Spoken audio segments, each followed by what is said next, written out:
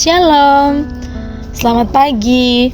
Bersyukur untuk kebaikan Tuhan di tengah-tengah kehidupan kita. Bersyukur untuk kesehatan, kekuatan, berkat yang Tuhan selalu berikan kepada kita untuk mengawali hari kita dengan penuh sukacita. Kita juga bersyukur karena saat ini Tuhan memampukan kita untuk bisa berkumpul, untuk bisa mendengarkan Renungan Harian Toraya edisi Kamis 7 Mei 2026. Sebelum kita sama-sama membaca dan juga merenungkan renungan kita pada hari ini, mari kita meminta kekuatan dan pertolongan dari Tuhan kita Yesus Kristus untuk bisa mendengar dan juga memahami setiap firman yang akan diberitakan pada hari ini. Mari kita bersatu dalam doa, kita berdoa. Segala puji syukur ya Tuhan, kami panjatkan kehadirat-Mu untuk setiap berkat, penyertaan yang Engkau berikan kepada kami, pribadi lepas pribadi ya Tuhan. Di dalam keterbatasan kami ya Tuhan, Engkau memampukan kami untuk sama-sama berkumpul melalui YouTube ini ya Tuhan untuk mendengarkan dan juga merenungkan firman-Mu.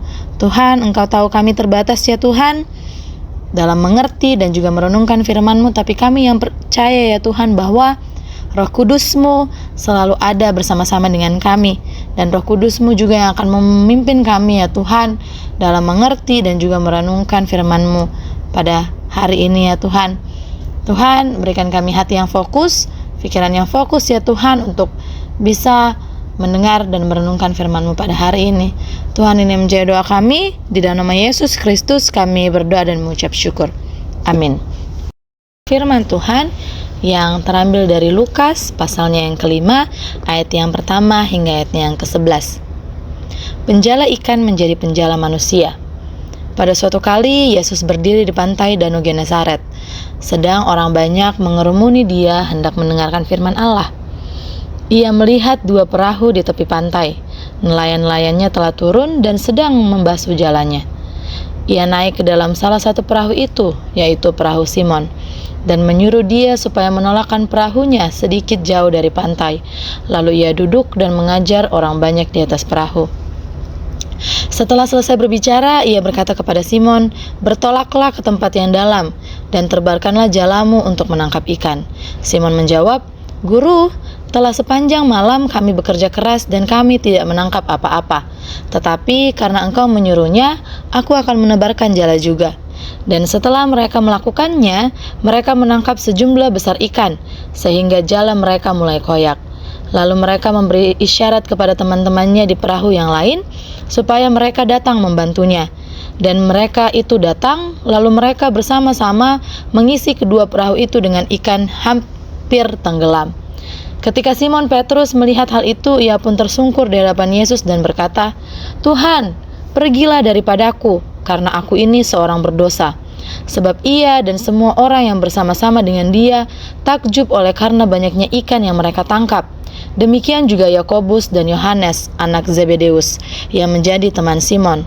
Kata Yesus kepada Simon, "Jangan takut, mulai sekarang engkau akan menjala manusia." Dan sesudah mereka menghela perahu-perahunya ke darat, mereka pun meninggalkan segala sesuatu lalu mengikut Yesus. Renungan Harian Toraya edisi Kamis 7 Mei 2026 berjudul Taat di Tengah Ketidakpastian. Tontong mengkaula lan katang manasan. Seorang nelayan berpengalaman pulang dengan tangan kosong setelah semalaman bekerja. Ia lelah dan kecewa.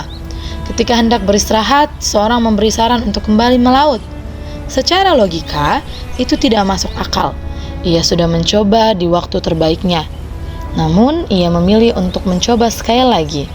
Di luar dugaan, justru pada saat itulah ia memperoleh hasil yang melimpah. Ketaatan sederhana membuka jalan bagi sesuatu yang besar.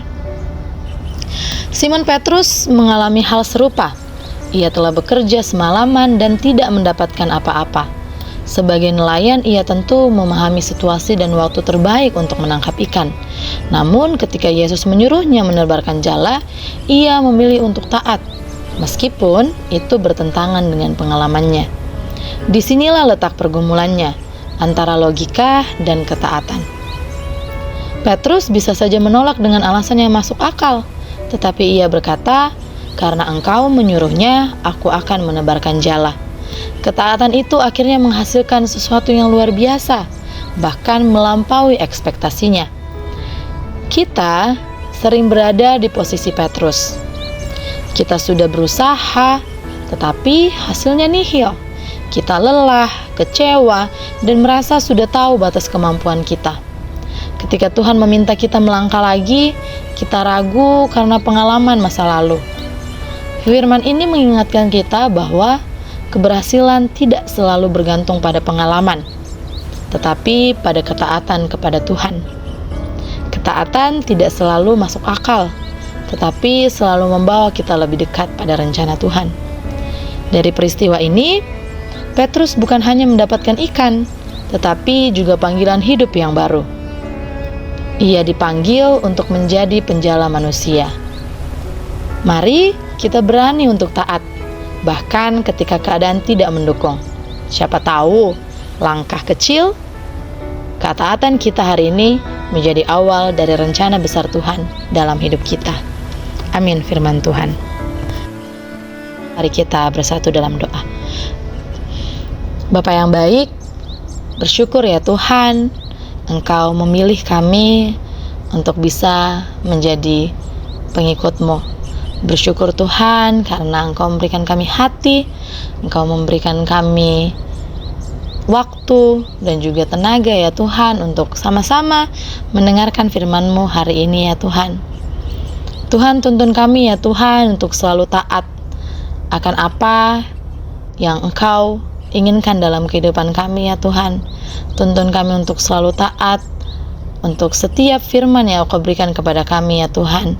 Dan tuntun kami untuk selalu percaya ya Tuhan bahwa semua rencana-Mu, semua apa yang Engkau mau dalam kehidupan kami ya Tuhan adalah hal yang paling baik ya Tuhan yang Engkau mau berikan kepada kami. Dan kami yakin dan percaya ya Tuhan, setiap hal yang saat ini kami hadapi, saat ini kami rasakan ya Tuhan, itu semua berasal dari Engkau yang menjadi topangan kami ya Tuhan. Mampukan kami ya Tuhan Yesus untuk terus bersandar dan terus datang kepada Engkau ya Tuhan, dan mencoba untuk terus dekat dengan Engkau ya Tuhan. Dan kiranya ya Tuhan, Engkau tidak pernah lelah untuk membantu kami, meyakinkan kami bahwa Tuhan, bahwa Engkau selalu ada dalam kehidupan kami. Tuhan Yesus, kami akan mengawali setiap kegiatan kami hari ini ya Tuhan. Engkau yang memberkati kami, Engkau yang akan menuntun kami ya Tuhan untuk melalui hari-hari kami ke depannya. Kami menyerahkan semuanya ke dalam tangan-Mu ya Tuhan. Berikan kami hati yang taat, hati yang mau melayani, dan juga hati yang terus bersyukur dan bersandar kepada Engkau ya Tuhan. Tuhan, ini menjadi doa kami. Di dalam nama Yesus Kristus kami berdoa dan mengucap syukur. Amin. Selamat beraktivitas. Tuhan Yesus memberkati.